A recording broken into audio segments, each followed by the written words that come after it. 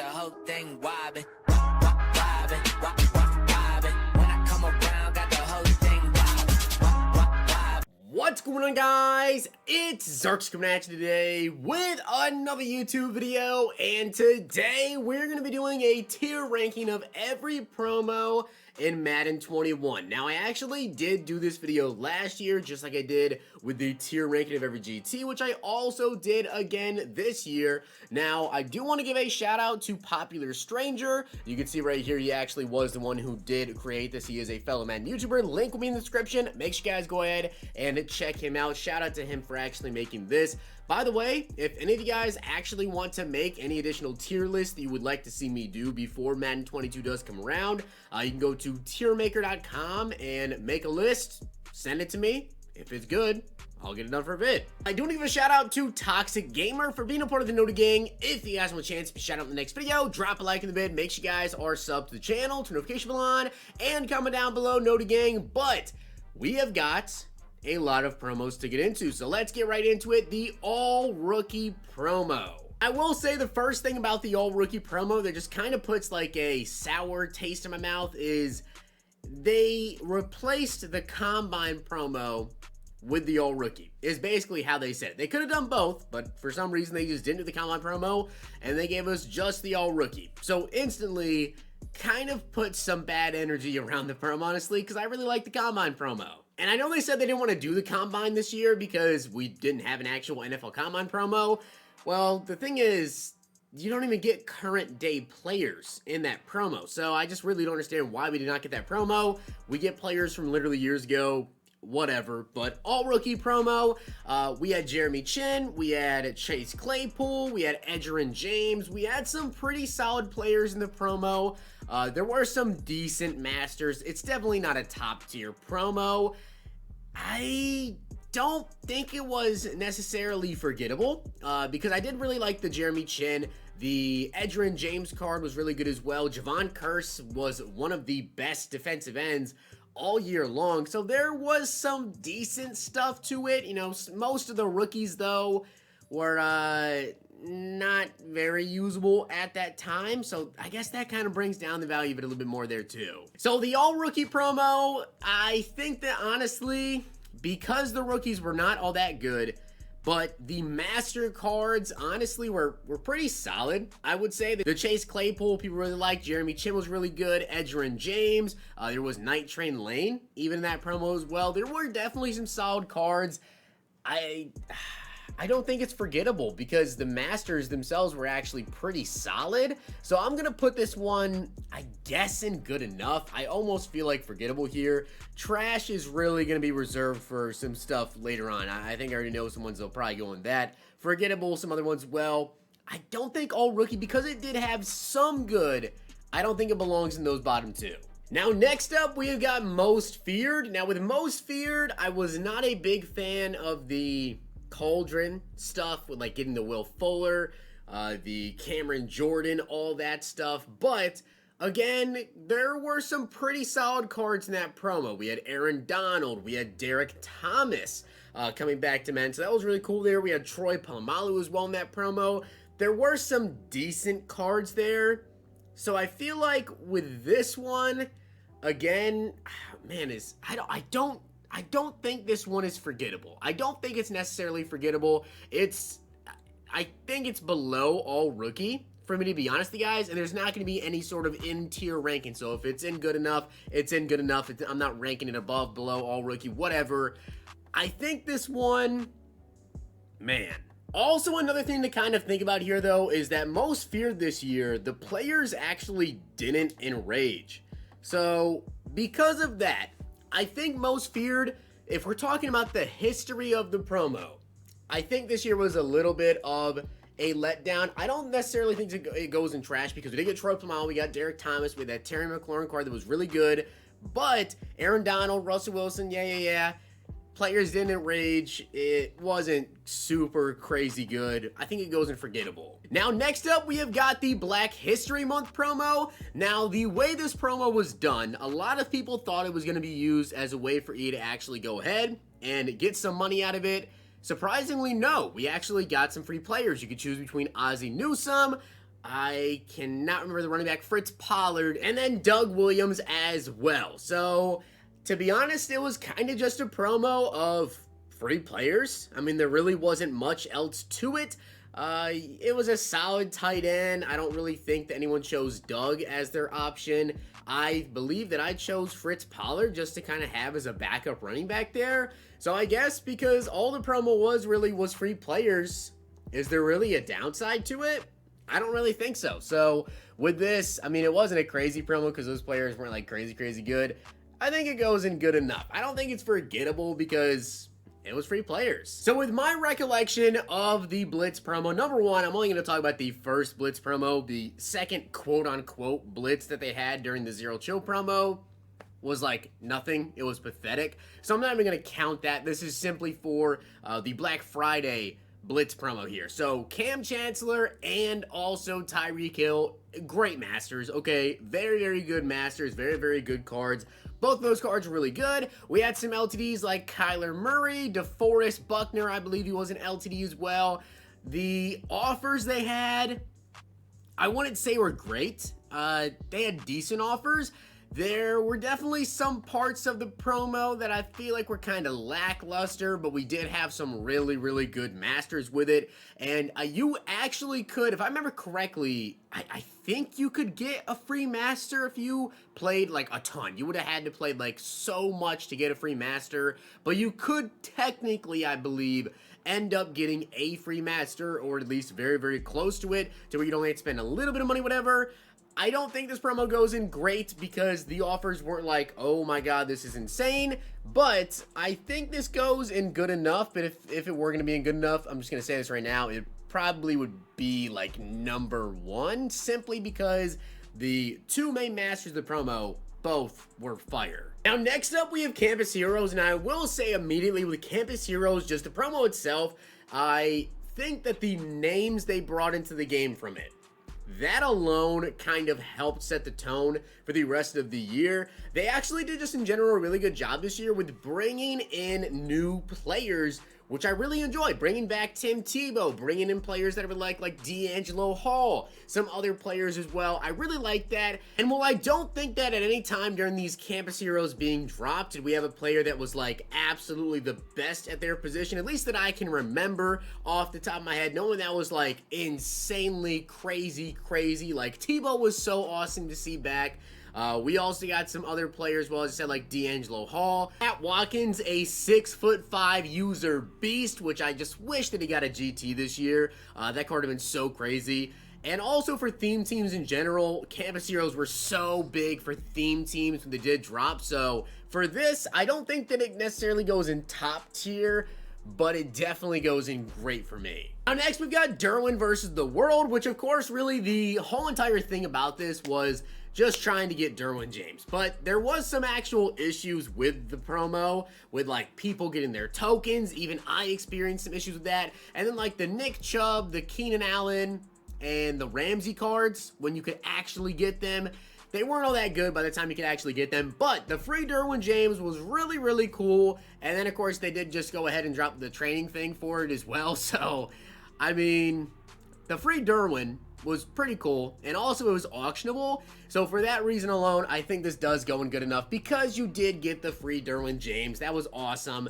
You got, you know, the Ramsey, the Keenan, the Nick Chubb, whatever, those cards. If it was just for those cards, this would go in trash. But good enough because you got the free Derwin James. Now on to the draft promo. Now I will say, I was actually a pretty big fan of the draft promo for multiple reasons. Number one, we got a lot of players that I just personally enjoy. I really enjoy Honey Badger cards. We got a new Honey Badger in there. You got a free 99 overalls from the solo challenges. I guess I'm also going to include in this the rookie players, just because players like Kyle Pitts, obviously so many people picked up that guy.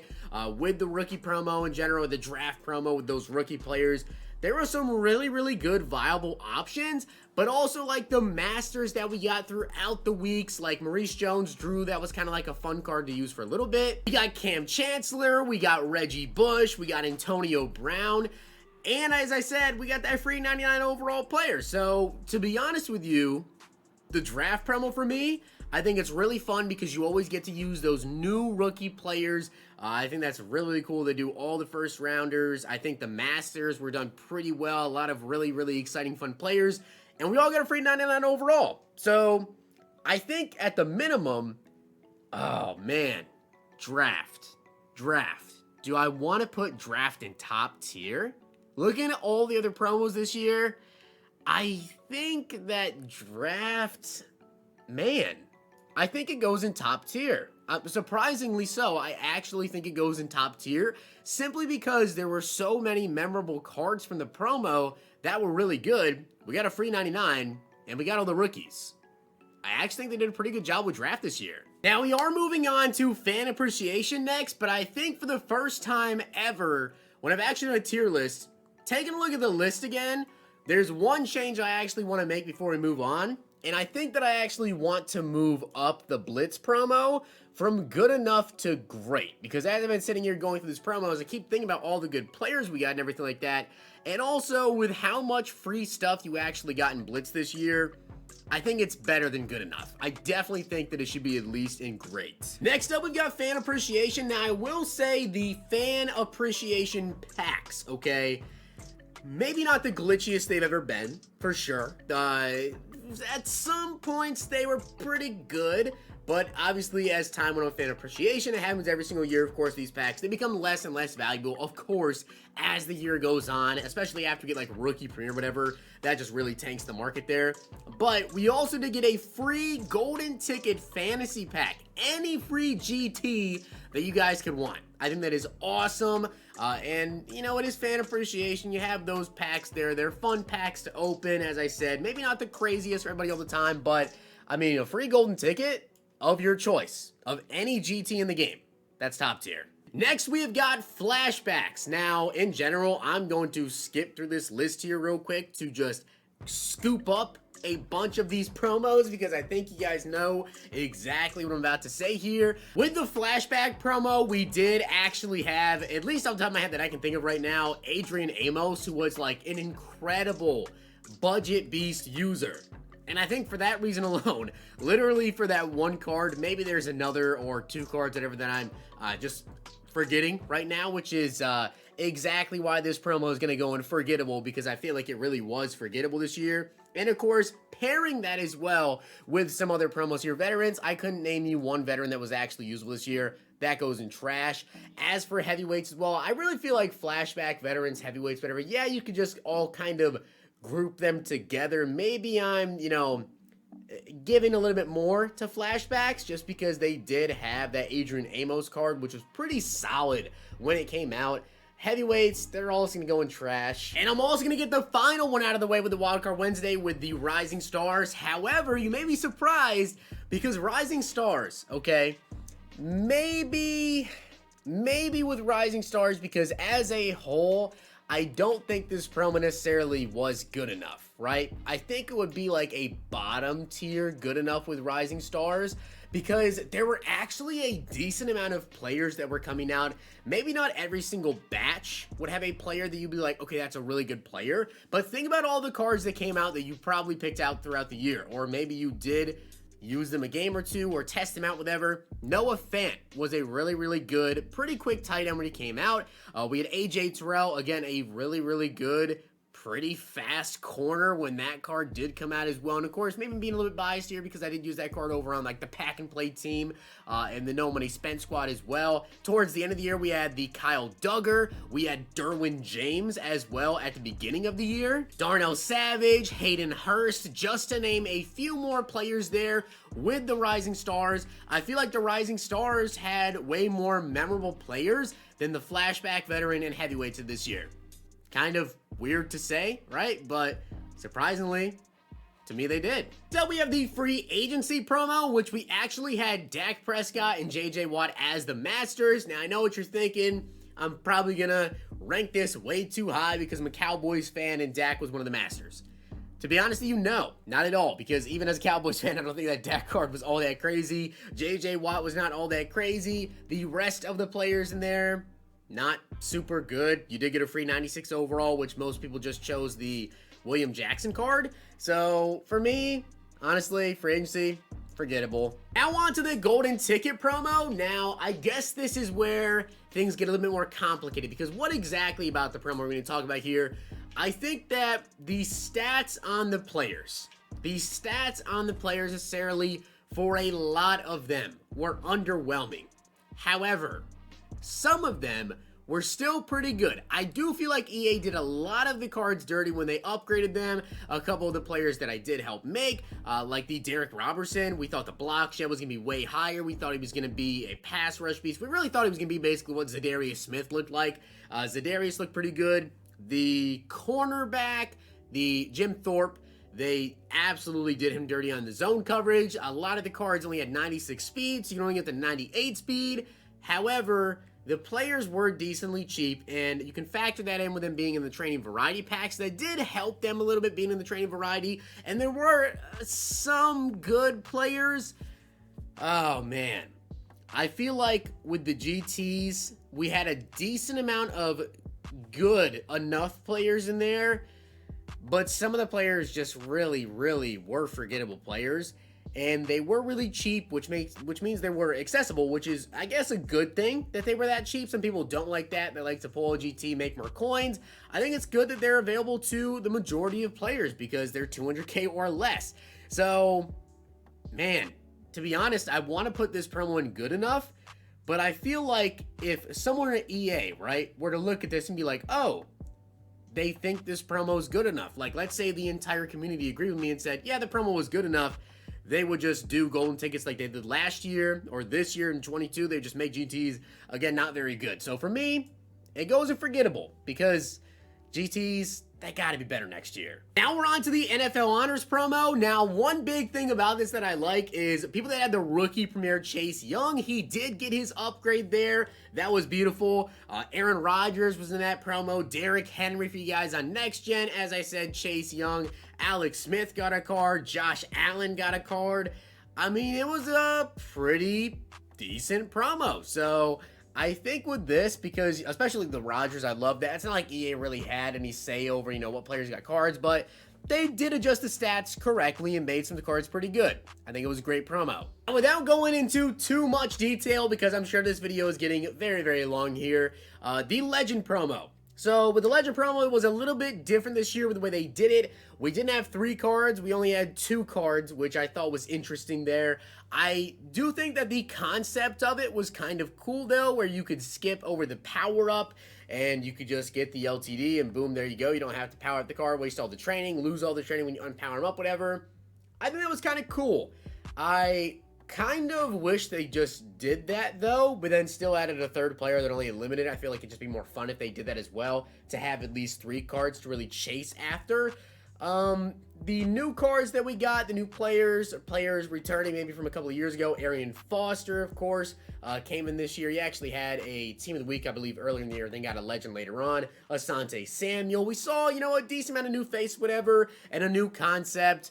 I think it goes in good enough. It's Legends. All right, so I am just now realizing as we get to this part of the video, the pumpkin that I was looking at earlier, okay, that is not the most feared emblem. That is actually not most feared, and that is Autumn All-Stars. I'm sure I added in a little text at the beginning there, but just know what I said about most feared. That still goes in most feared, okay? That is forgettable. But this is Autumn All-Stars. All right, so now let's talk about the Autumn Blast promo here, okay? So the Autumn Blast promo, I cannot believe that I messed up that bad and I was looking at that and thought that was most feared. Wow, I'm so out of the loop today. Okay, so the Autumn Blast promo. So a couple things to talk about the Autumn All-Stars. Number 1, Marquise Brown. There was a major investment opportunity with just that singular card alone because he was not crazy expensive and his price drastically increased. I believe it was actually Trace McSorley who came into the game when Lamar Jackson had to go to the bathroom. I think it was that game, I'm pretty sure, where he had to go to the bathroom and Trace McSorley came in and threw that touchdown pass to Marquise Brown, and he ended up getting the upgrade, and anyone who invested in him made a ton of coins. So that is a big thing already. There was also some pretty good upgrades in there, like Von Miller, Patrick Peterson, Neil Hunter as well. We had a Night Train Lane and a Tony Romo. I think that with this promo, to be honest with you, wasn't a big fan of the Masters, like getting the Romo card. I believe that he didn't even get Gunslinger, which is why I didn't even do a gameplay with the card. That was terrible by EA to do that. The Night Train Lane was okay. The other Masters that we got, like we got an LTD Drew Brees. That was cool, you know, second quickest release in the game behind Rodgers and Favre. The Harrison Smith card that we got, of course, was really slow as well. So I think because of the Marquise Brown alone, that kind of brings up the value of this promo overall. I think it'd be close to being unforgettable. Without what happened with the Marquise Brown situation, I made quite a bit of coins. I know a lot of people made a ton of coins off Marquise Brown. I think with that, it goes in good enough. So for those of you guys who have been staring at Autumn Blast probably the entire video, just looking at Unforgettable, yeah, it's actually good enough. We've got ourselves the Mud Hero promo. Now, honestly, I really liked the Mud Hero promo. You got a free 97 overall. There were a ton of good players. Bradley Chubb, Lamar Jackson. There were so many players that I want to do gameplays with. We also had some good LTDs. We had Darius Slay in there. We had Kenny Galladay, which a lot of Giants fans were really excited to see that Kenny Galladay. I loved the Darius Slay card in that promo. Baker Mayfield, Jalen Smith. We had a Deion Jones card. I think this promo, the amount of really good players that were in it, plus the LTDs were good and all, I think it's top tier. On to the NFL playoff promo. Now, with this promo, I only remember a couple of cards, honestly. I remember the DK Metcalf card, the Jalen Ramsey card that we got in there as well. We did have a John Abraham master. We had the Adrian Wilson master, which was a pretty solid card. I do remember as they were kind of rolling out, the 95 overall players is like Teams Advance. The cards were not good. The cards just were not good. We did also have a Steve Smith Master and a Joe Montana as well, which were nothing crazy. Nothing really special by the time you could actually get those cards. Honestly, I feel like aside from those few specific cards that I named, this promo, kind of forgettable. Now we're on to the power-up expansion, and I gotta say, I actually, in general, like power-up expansion because it is a way for EA to push out a bunch of content towards the end of the year when they don't want to do promos, whatever, so I do like that.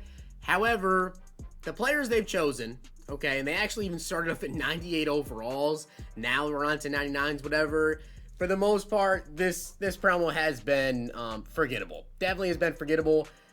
Next up, do I even have to talk about this?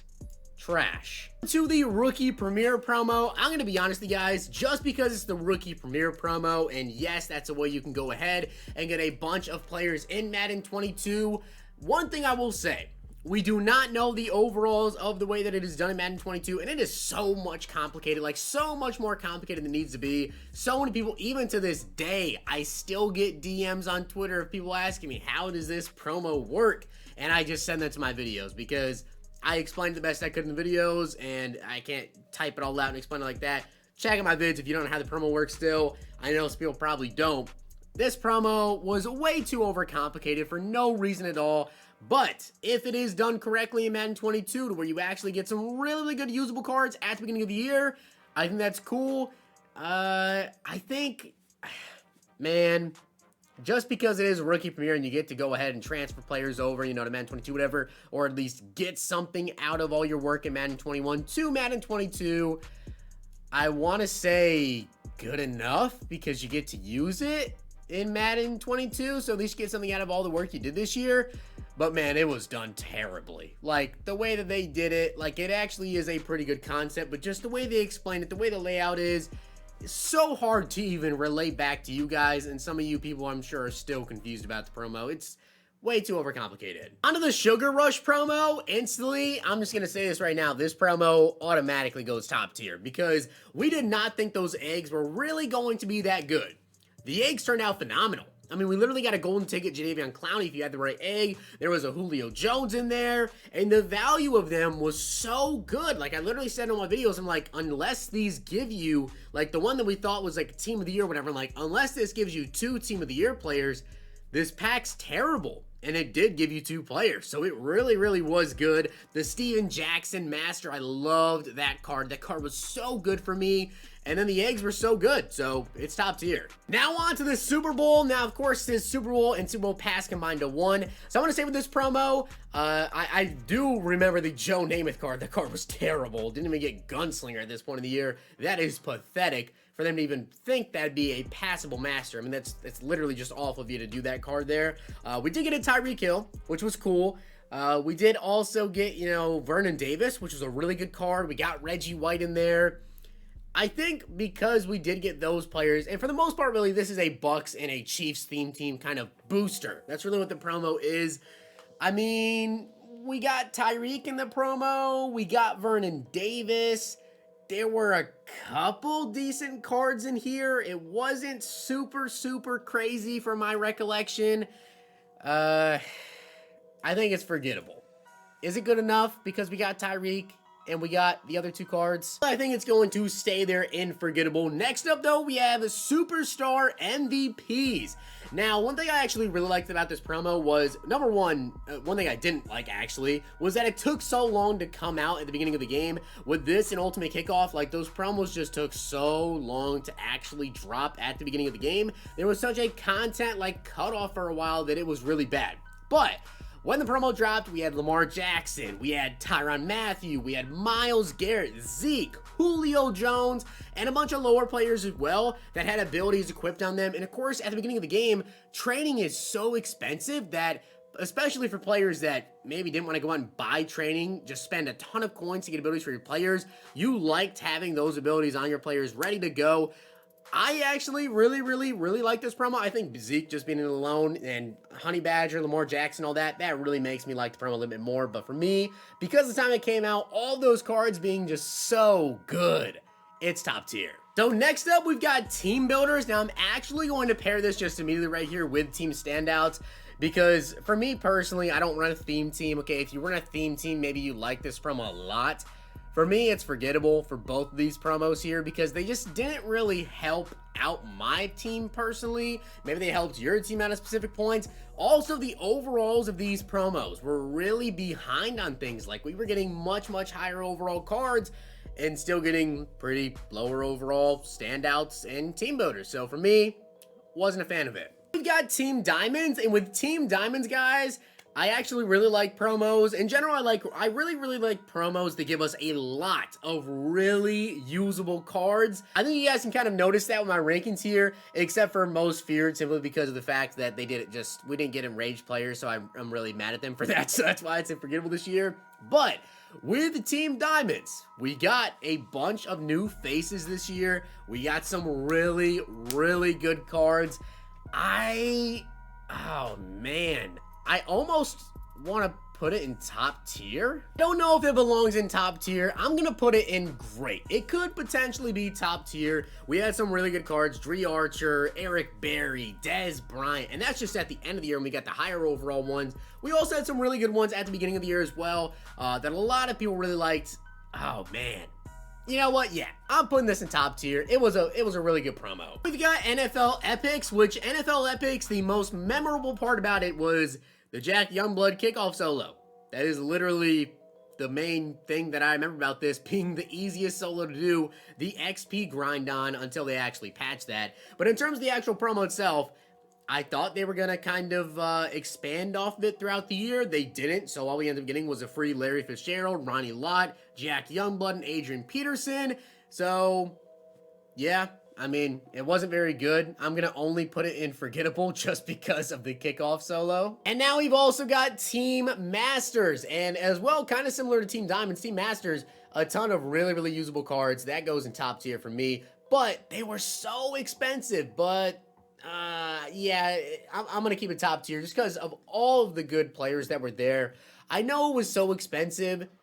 do I want to actually move it down for that reason? Because the sets were so bad? Actually, yeah. It's going to move down to great because the sets were so bad that these players were just so ridiculously expensive. I know that the Team Diamonds were pretty expensive as well, but Team Masters was awful. Actually, Team Diamonds as well were really expensive, so, man, do I want to put them both in great because of just how expensive they were at the beginning, or put them top tier because the players were just so good?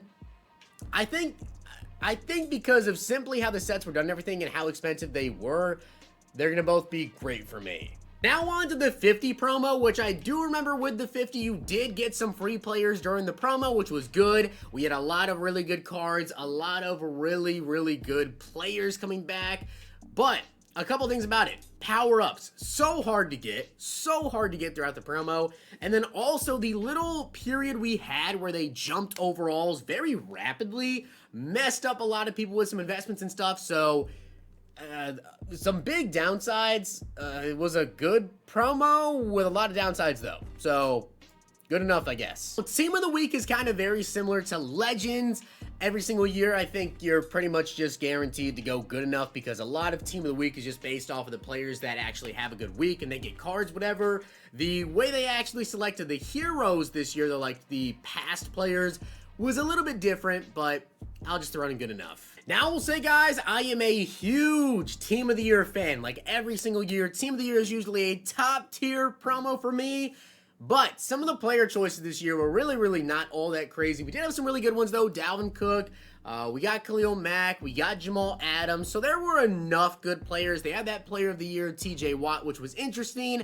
And, of course, you get free players. So I think it goes in great for that. So we've got Ultimate Kickoff now. Things I remember from this promo, Byron Jones. I remember that card. Of course, you remember Jamal Adams from the beginning of the year. But specifically, the LTD Brandon Cooks. That was like the first power-up that we saw just skyrocket in price because of how good that card was, how much faster he was than every other card in the game. Everybody wanted that Brandon Cooks card.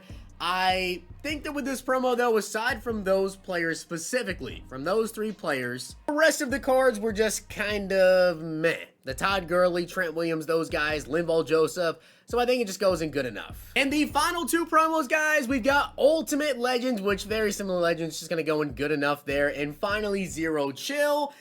With Zero Chill, they had a very terrible Blitz promo, quote unquote. It was like two things. It was awful, whatever. The gifts themselves were pretty solid. We got that Bo Jackson. There was a Tony Gonzalez that came out. There was a Rod Woodson that came out, a strong safety. Out of position, DK Metcalf. We had a Charles Woodson during the promo. We had a Derrick Henry during the promo. And to be honest with you, I love Zero Chill and Sugar Rush most years that we actually get like good stuff. And I feel like the Sugar Rush specifically, we actually got like better gifts, whatever. But with Zero Chill, we got Bo, we got all the good stuff, so it was cool. So that is my list. You guys let me know down below what you agree with, what you disagree with. I'm sure there's going to be a lot of disagreements, per usual, whenever I do this list every year. But let me know down below what you guys think. I don't know how long this video is, but I've been recording for like 45 minutes. So hopefully not too long. Hope you guys enjoyed. See you guys next time.